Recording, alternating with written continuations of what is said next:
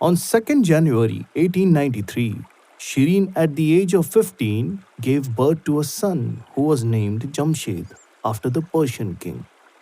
However, as she was too young to fully accept the responsibilities of motherhood, her older sister, Dola, began caring for the baby.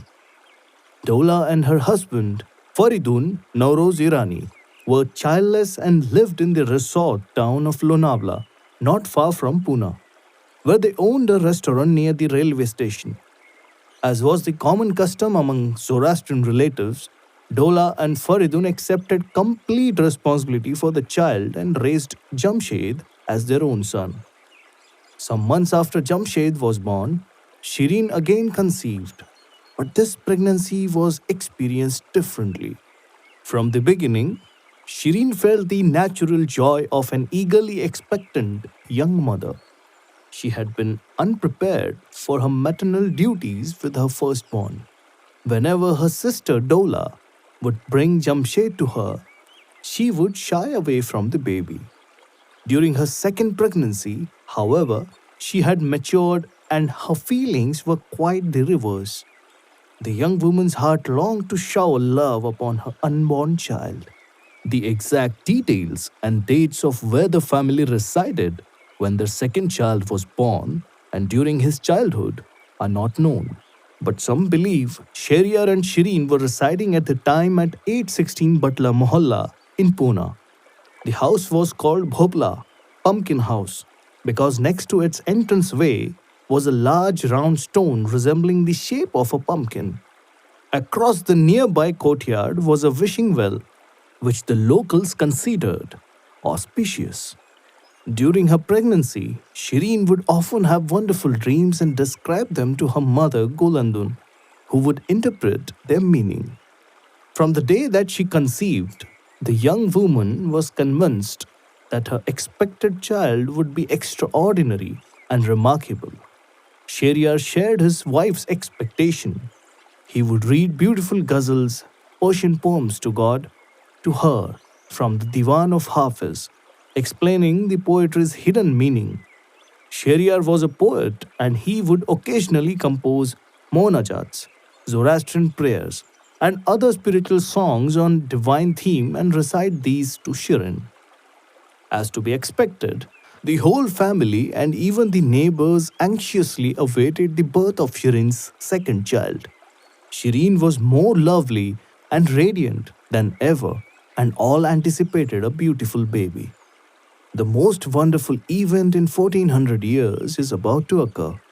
Age declared, God Himself is incarnating. The atmosphere of earth is surcharged, and it is emanating from a humble, narrow lane in Pune.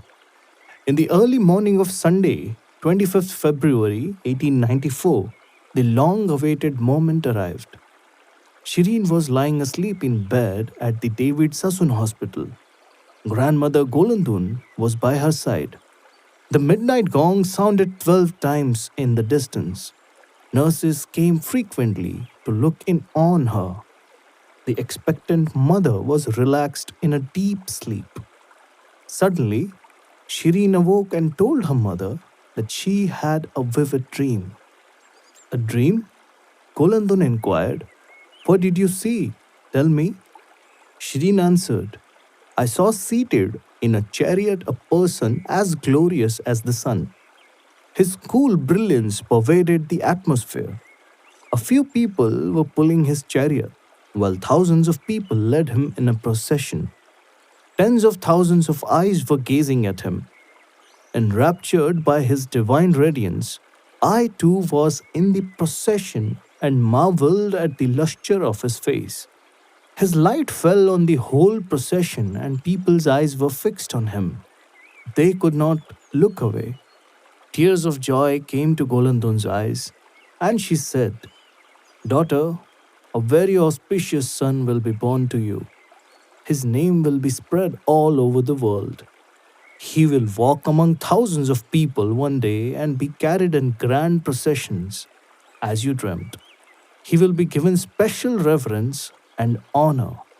Her mother's interpretation delighted Shireen, and she soon fell fast asleep again. The hospital was quiet. A gentle sweetness filled the air. In the silence, an unimaginable joy pervaded the hospital and its surroundings. Daily, hundreds of thousands of human beings are born in the world, but there is no discernible change in the atmosphere at their birth. That Sunday morning, the weather in Pune was neither hot nor cold. The breeze that was blowing through the town had a different significance. While people slept, the cool breeze gently wafted over them, soothing them in their slumber. Stillness came. The quietude blanketed the city, and it seemed as if all the din and hubbub of the world had been absorbed in a state of soundlessness. Age wished that this peace would be ever present. Then the birds started singing, piercing the stillness with their songs. There was distinct merriment in their voices. How sweet were their songs! How healing the effect of their chirping in the stillness of the coming dawn. Shireen's labor pains started, and a Catholic nun was summoned from her morning prayers. Golandun sat near her daughter, watching anxiously. Sheriar waited outside the hospital room, continuously repeating God's name. The hospital's night watchman made his rounds. As he struck the gong 5 times, the crying of a baby was heard. The birds increased their joyous notes as if to welcome the child, and even the sun seemed excited, eager to rise over the horizon. Golandun emerged from the room. Sheriar, it's a boy, she exclaimed, beaming. You have another son. Sheriar was filled with happiness and immediately rushed into the room to see his newborn child. Puna was just starting to stir, as if the baby had proclaimed, Arise now, I am the awakener. Little did people know that a day would come when he would awaken them from the life of sleep. By taking birth in the early hours of dawn, the child had signaled his arrival as the awakener, the avatar of the age. The relatives and neighbors soon came to the hospital to see the newborn child. They were overjoyed and admired the baby's beauty. A full moon has arisen in Sheriar's house, one person remarked. The joy that abounded in the hearts of all who saw the child was indeed most extraordinary, for the joy of that sacred day will last for ages to come. The atmosphere was filled with a wonderful freshness and spontaneity of goodness, and only Sheriar knew that the source of it was his child. With the infant in her arms, Shireen returned home in a tonga, horse drawn carriage. The news of Shireen's newborn son spread throughout the neighborhood, and those who went to see the infant came away wonderfully contented. When their eyes gazed upon the infant, they felt peaceful and forgot their cares and woes. The child was given the Persian name Merwan, but his family always called him Merog. Shireen loved Merwan intensely and thought of him as her firstborn. The infant nursed well, and the bond between mother and son was strong. A few months passed of uninterrupted happiness, and then Shireen had a dream which she narrated to Sheriar. I dreamt I was standing at the doorway of our home, holding Merog in my arms. Out of the nearby well, across the courtyard from their home, rose the figure of a small but striking woman, a splendorous deva like a Hindu goddess. She was rising out of the center of the well, and I admired her lavish green sari and the many green bangles adorning her arms. On her forehead was painted multicolored bright jasmines. In her hands she held an arti, worship tray containing flowers, burning camphor, incense, and oils. I stood motionless and quiet in fascination of her until she beckoned me to hand over Merog. The goddess implored me, Give me your son, give him to me. Frightened, I held on to Merok all the more tightly and awakened from the dream. I was relieved when I saw Merok sleeping by my side. After this dream, Shireen was further convinced of her son having an exceptional calling in life. Shireen's father Dorabji had been so unyieldingly opposed to his daughter's marriage to Sheriar that he had even forbidden Sheriar to visit his house. They hadn't spoken for 11 years, but after the birth of Merwan, Dorabji had a profound change of heart. He was so attracted to his baby grandson that he went to see the infant every day. Grandfather Dorabji would visit Sheriar and Shirin in their home, which he had never done before, just to be able to gaze at Merwan's attractive lotus face. He bowed to his grandson's sweet splendor, and the baby responded with much affection. Gradually, over a period of several months, Dorabji began looking upon his son in law with love and respect. Merwan was a very unusual child. For example, when he was 11 months old, he fell asleep in his mother's arm. Shireen put him on a blanket on the floor while she went to the kitchen to cook. After she finished, she returned to pick up Merwan and was stunned by the sight that met her eyes. Merwan was awake, sitting up on the blanket, looking at a deadly black cobra just nearby. The snake spread its hood and every now and then struck out its tongue. But Merwan was not afraid.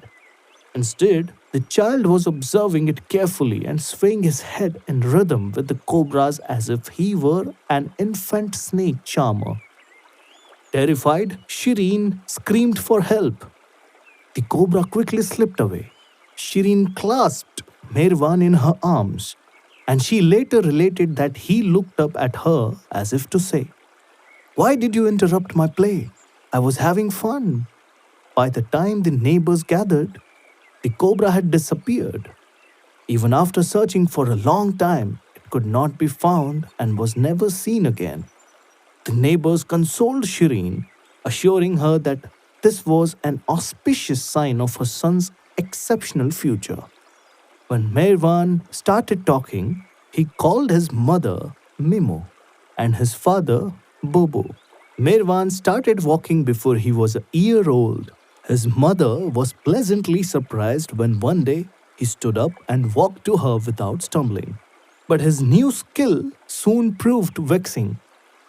No matter what Shireen tried, Merwan could not be kept inside the house and constantly managed to escape.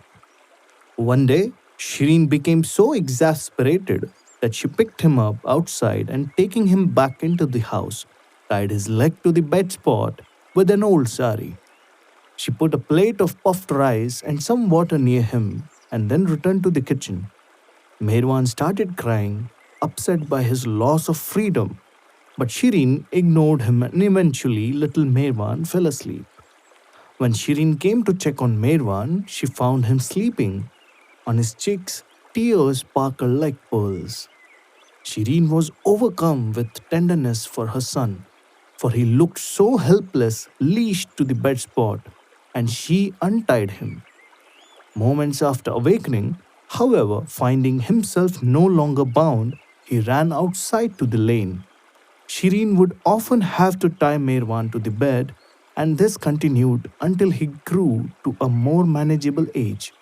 Sometimes Sheriar would come home, find his son tired, and free him out of pity.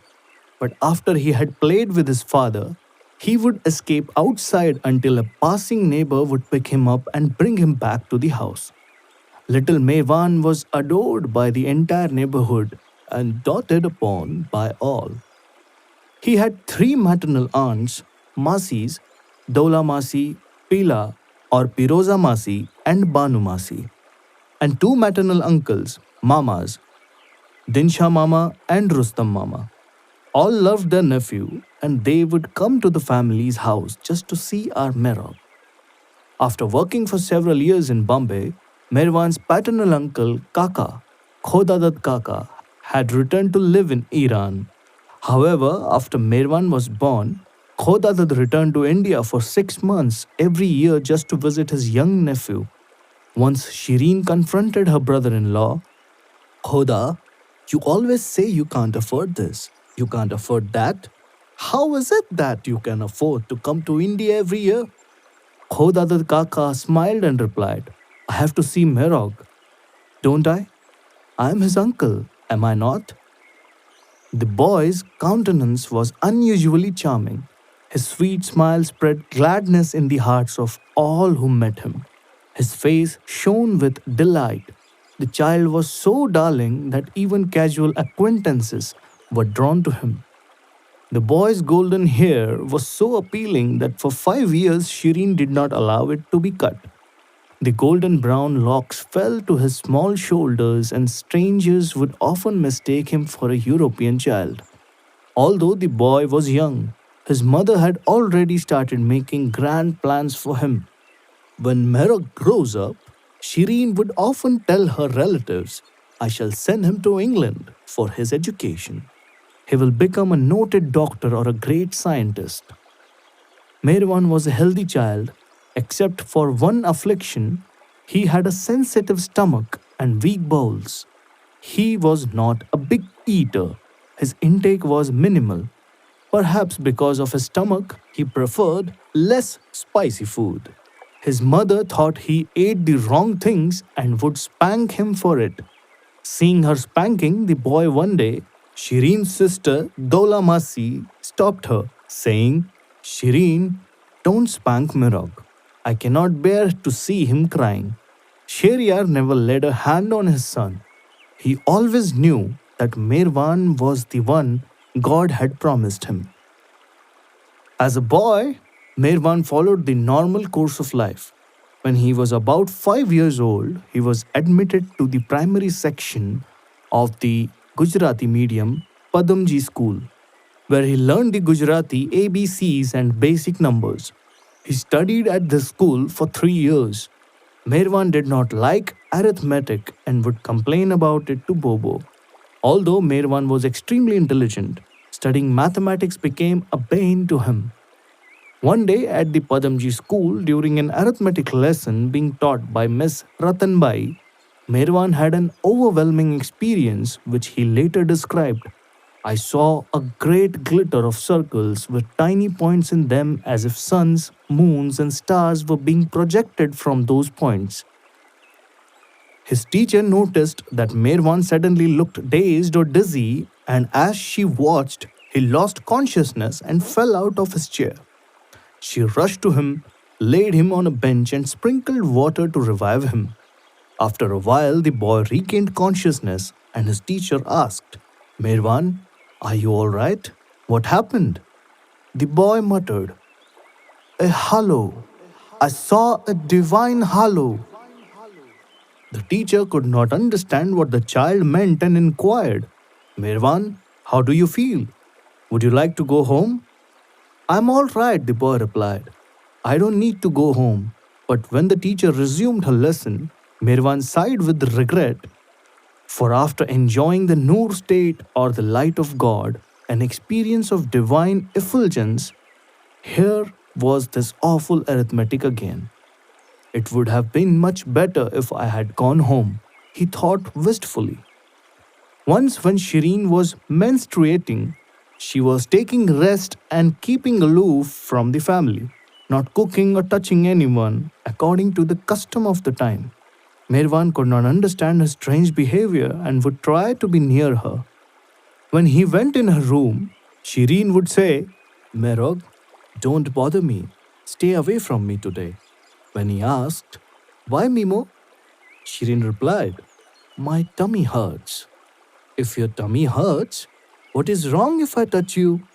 It is not good to touch me when I am in pain. Then why do you touch me when I have a pain? Shireen became quiet, unsure of how to answer her precautious son. Mirwan ran to her to embrace her, and Shireen, taken aback and upset, angrily threw a bunch of keys at him. Mirwan ran away crying. The story was narrated by Baba to the author. Sheriar saved his money and after some time opened a tea shop in Charbaudi. The tea shop was located not far from where Hazrat Baba Jan would establish her seat in a few years' time. He, Shireen, and little Merwan lived behind the shop for some months. They moved to Quartergate when Sheriar bought another tea shop, christened Cafe Sheriar, where he also sold cold drinks, sandalwood, and incense used by the Zoroastrian in their religious ceremonies. They lived behind this tea shop, also upstairs in a building on Irvin Road which faced Quartergate Square. Irvin Road is now known as Pandita Ramabai Road. Cafe Sheriar is still located on the southwest corner of Quartergate Square, at the intersection of Pandita Ramabai and Lakshmi Roads. One day during this period, Merwan wanted to buy some candy, so he snuck a coin from his father's pocket. At the neighborhood store, he chose what he wanted and handed the coin to the shopkeeper. But the man returned it to him, saying, "This money is no good. You have to give me back the sweets." Merwan walked home disappointed and approached his father. "Bobo, this money is no good. Give me some good money." Sheriar handed his son another coin and, using a colloquial expression, asked, "Does this man want money that can walk? All right, take this one to him. This coin will walk." Money that can't walk referred to the currency being in circulation. The coin that the shopkeeper returned was no longer legal tender. Merwan examined the coin, puzzled by his father's question. He asked, "How can it walk? Where are its legs? Is this a magic coin, Bobo?" Hearing these innocent remarks, Sheriar burst out laughing and explained the expression to his son. Merwan had a mischievous side and continued to sneak money from his father's pocket secretly. But he also had a generous, kind nature, and he would give the money to beggars that came to his lane, perhaps partly in emulation of his father. Shireen was disturbed when beggars started knocking at the door, and she complained to Sheriar, telling him not to keep money in his pockets where Merwan could get at it. One day, Sheriar hung his coat on a high hook, but when no one was around, Merwan climbed on a stool and took some coins. Outside, he distributed the coins to a few poor men who had come to the house. Sheriar and Shireen were watching from a distance. Shireen was rebuking Sheriar about it when Merwan came in. Immediately, Shireen began scolding him. "Why do you always steal money? You're a thief." Merwan turned to his father and asked, "Am I a thief, Bobo?" Laughing, Sheriar consoled his son. "No, Mirog, you are not a thief. Thieves do not give money to the poor." Merwan would also steal sweets from the kitchen, leaving his mother wondering where they had gone. Despite her best efforts, she could not solve the mystery, and the sweets kept disappearing no matter where she tried to hide them. One day, she caught hold of her son. "Mehrog, are you stealing sweets from the kitchen?" With a surprised look, the boy replied, "What? Sweets? Mimo, you know I only like dal and rice and spinach. Why are you asking me about sweets?" He was so earnest that Shireen believed him. As a boy, Merwan was also fond of cream, which he would stealthily skim from the top of the milk pot. He would always share the stolen goodies with his playmates. Incidents continued to occur, which reinforced his family and neighbors' opinion of Merwan's uniqueness. One day, Merwan was walking down the street on his way to a nearby field. Suddenly, a herd of large water buffaloes came stampeding down the street toward him. Shireen shouted warnings to him, thinking her son was about to be crushed to death. The buffaloes charged straight towards him, but something quite miraculous occurred. Some spectators said that one moment the child was about to be trampled, but then they saw him sitting in the street, and the buffaloes just avoided him, running to either side of him. Other spectators claimed that one buffalo stopped suddenly in the street and hovered over the child, protecting him from the rest that was stampeding. Still others claimed that at one moment they saw Merwan trampled by the buffaloes, but the next moment they saw him safely standing on the other side of the streets as the herd charged by. Whatever the true account, all were astounded by Merwan's miraculous escape. Another son was born on 15 September 1902, who was named Jal. Sheriar Ji and Shireen Mai, as they came to be called out of respect, were destined to have 9 children, 7 sons and 2 daughters. Of these, 3 died in childhood. A son named Shirmand at 7 months, another son named Jahangir at 2 years, and a daughter named Freni, who died of the plague circa 1905 at the age of 7. Freni's last words spoken to her mother were, "I have to go. The beautiful white horse has come." Mirwan's sister's words are particularly significant since Vedantists affirms that the avatar during this cycle of the time will be known as Kalki, the white horse avatar. On Monday, 1st September 1902, at the age of 8, Merwan was admitted to the Sardar Khan Dastur Noshirwan Zoroastrian school in the camp cantonment area, which he attended for a year. In the Padamji school, boys and girls were taught separately, but in the Dastur school, classes were co-educational. Merwan did not like it. He felt shy in front of girls. The very first day of school, when he went home for lunch, he refused to go back in the afternoon. Despite entreaties from his mother, he would not reveal the reason for his attitude. Later that same day, when Jamshed came home, he informed Mimo that Merwan did not want to go to the Dastur school because of the presence of girls in the class. Shireen Mai confronted Merwan, but he would not be swayed. When Bobo came home that evening, he prevailed upon Merwan to go back.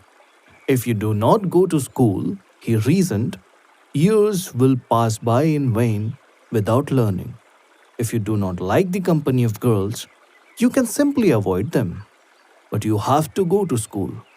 So Merwan resumed attendance the next day and followed his father's advice.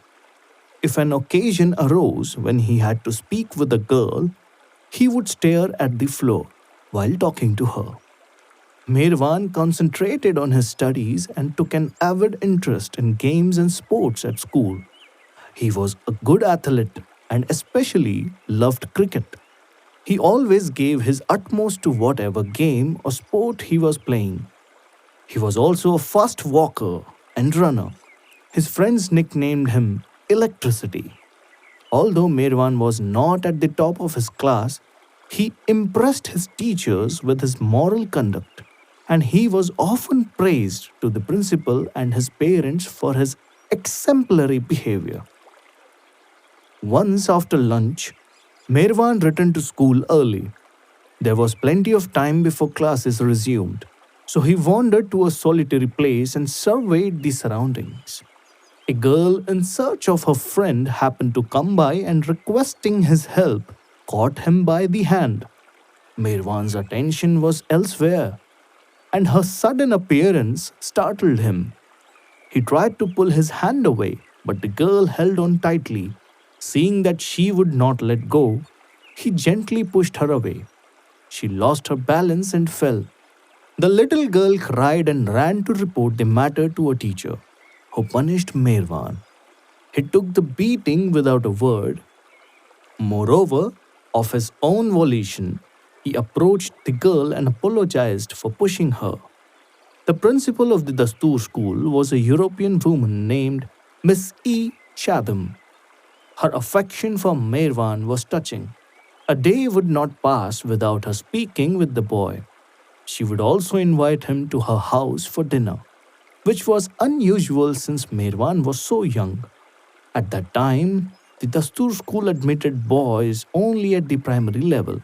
So after 1 year, Merwan switched schools. On his final day, Miss Chatham embraced him tenderly and imparted a few words of advice. Merwan liked his teacher very much.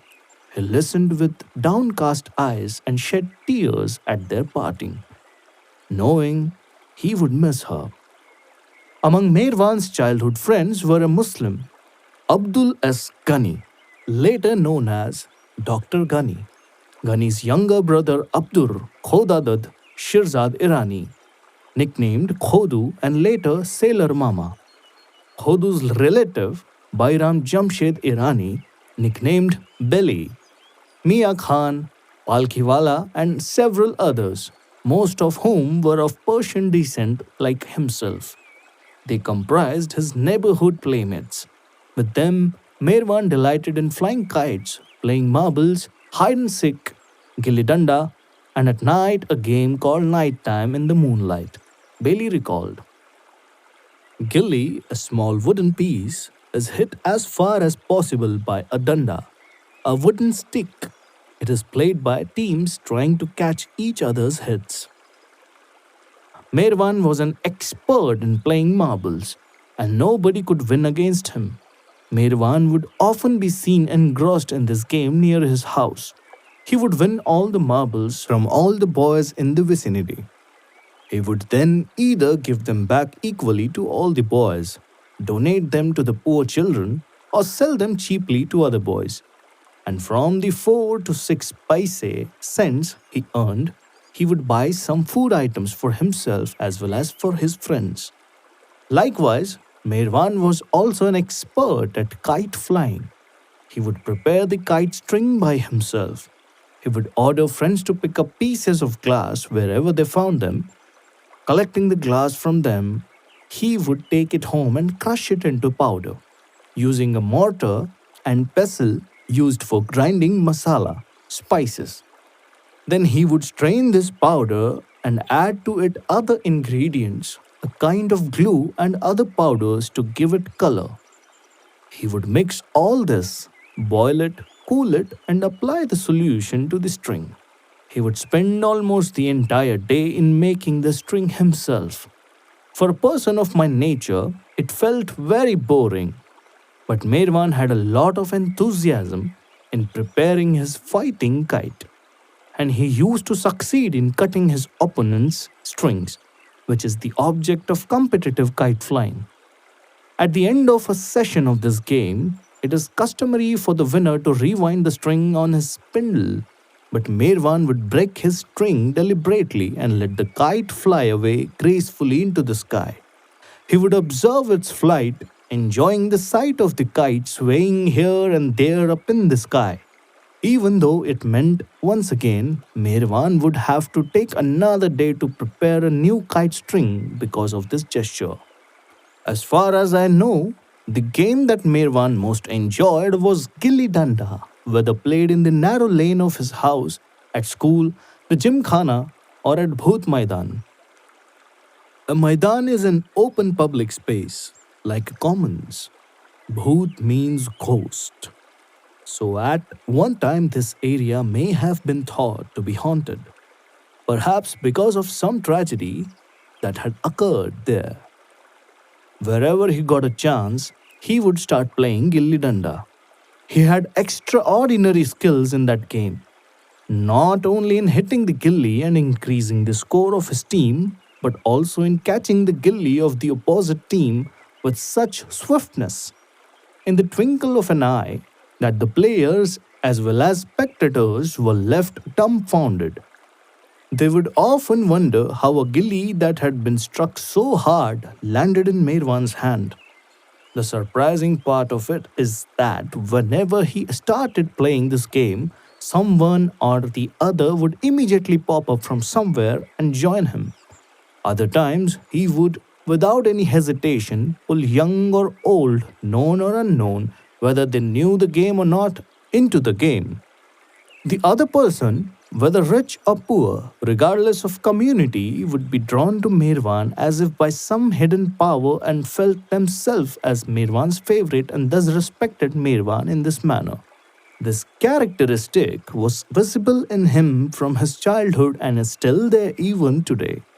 Once Merwan and his friends played quite a different game. Belly continues. A table operator had set up his table between Merwan's house and his father's tea shop at Quarter Gate. It was not directly visible from either the shop or the house, but we could see it daily while passing on the footpath. There was a sloped high table standing on four legs. On the top would be a white sheet attached to which would be British coins of that time, viz. Small round 2 annas, 4 anna, 8 anna coins and a silver rupee, fixed in a scattered and irregular manner. The operator would draw the attention of the crowd with encouraging words tempting them to play the game and win the money. For 1 paise, he would give his customers 3 round brass rings, each the size of a keychain. The customer was supposed to skillfully throw each ring one by one onto the table. If any ring fell so that a coin lay entirely within its interior, the operator would pay the player the amount of the encircled coin.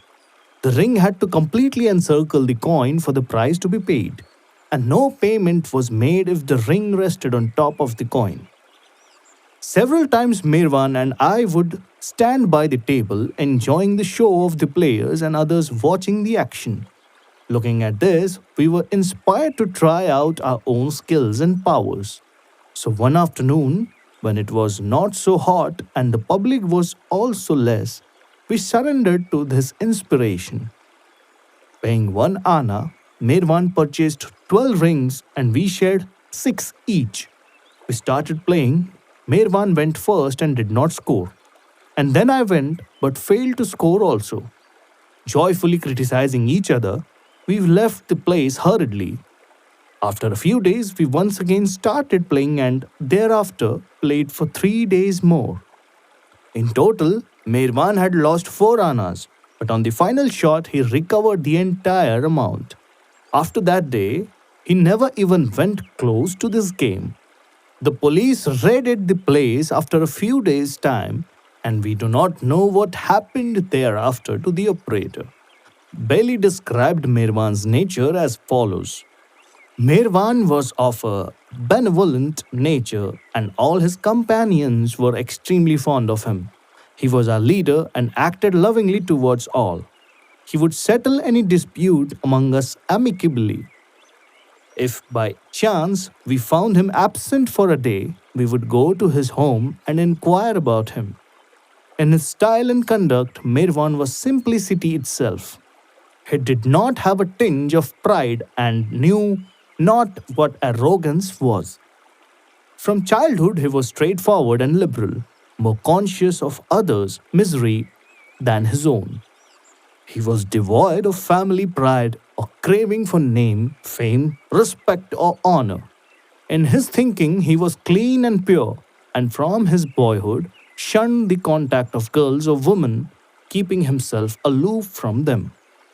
He was merciful toward any injured animal, and I remember once when he found a dead sparrow in his house, he buried it with an elaborate funeral service and prayers. He was always happy and cheerful and succumbed to the wishes of those who insisted on his compliance. I never saw him find fault with anyone, and his sincere dictum was that all, in one way or another, were good. He chose friends who had a simple and candid nature. Rougher boys told him to shun these others' company, but he would turn a deaf ear to them and continue his association. The one defect in his character, if it could be called a defect, was that if he was upset or troubled, never in his life would he confide in us. He would not open his heart to us and tell us what was on his mind. He also did not let any of us know of his suffering, and if he fell ill, he would suffer quietly and silently. On 31st August 1903, at the age of 9, Mirwan entered the Pune Camp Government English School. He attended this school for 5 years. It was an all-boys school, a beautifully constructed building located on Main Street near what is now Pune Drug Stores. The school later became part of the Anglo-Urdu High School. It was an old school built by the British for the students from wealthier families of Pune and Bombay. Here, Merwan encountered older students and became a favorite of many. He had an outgoing, gregarious nature and was sympathetic and helpful to all. His companions loved him dearly and looked to him as their natural leader. He was such a favorite that many were eager to sit, eat, and play with him whenever they had a chance. Since he was so popular, several youngsters became jealous and, out of envy, formed a gang against Mirwan and his comrades. Mirwan, however, ignored their hostility, believing that today's enemies are tomorrow's friends, and he did not react to their antagonism. This group was led by Mirwan's friend Beli's older brother, Hormuzd. Homi, as he was called, was a mean spirited individual who would go out of his way to harass Mirwan. Once, while playing field hockey at the school, Homi's team was beaten by Mirwan's, and the angry boy deliberately struck Mirwan on the shin with his hockey stick. Mirwan's leg hurt intensely, and had it been anyone else, he would have fallen on the ground crying. However, Mirwan not only took the blow without complaint, but also did not strike back. Homi was deeply impressed, and though outwardly he remained Mirwan's enemy, inwardly he started to respect him. Mirwan excelled in athletics at the Pune Camp School. When he won prizes in different games, he would always share them with his friends or teammates. As a boy, he was disciplined. He had fixed times for his studies, reading, and games from which he would seldom deviate. He would rise early and, after his ablutions, would pray aloud in a melodious voice. Mirwan had been gifted with an exquisite singing voice. The neighbors would also rise early just to hear him sing. When he sang, it seemed as if the rippling waters of a river of poetry were flowing by. The boy's singing and the clarity of his notes affected every heart that was fortunate enough to hear him.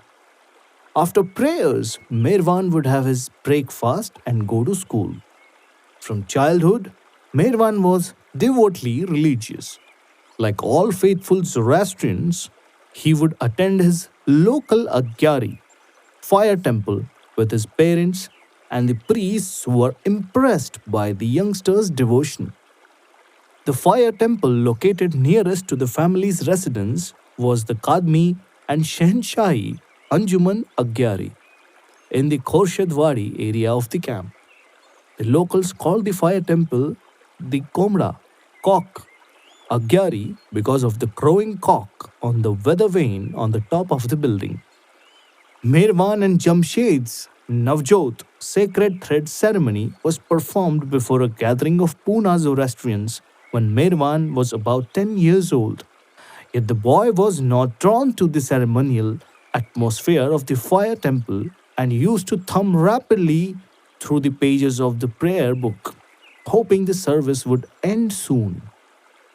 Mirwan, however, seemed to innately understand the meaning of true spirituality as evidenced by these words spoken to his friends when he was just 12. Every soul lives in the world only for a short time, and when it is our time to leave this world, we go empty handed. We do not know in the least at what moment we will make our departure from this caravanserai. But sooner or later, we have to go, leaving everything dear to us. Knowing this, it is sheer foolishness to be attached to this world and its possessions and hold to them at all costs. It is meant for us to make good our short lived and momentary existence, which we can do by following the teachings of our prophet Zoroaster. If we strictly carry out the tenets of our religion, good thoughts, good words, and good deeds, our life will be a success. And by freeing ourselves from this life's toils, we will enjoy quite a different life. Merwan then composed these lines: this world is ephemeral, the soul eternal. That world is everlasting, the soul immortal. Its conduct is indestructible, its love incomparable. O pilgrim, stretch your feet on this holy path. Do your utmost to realize eternity. Then only will you be happy in both worlds.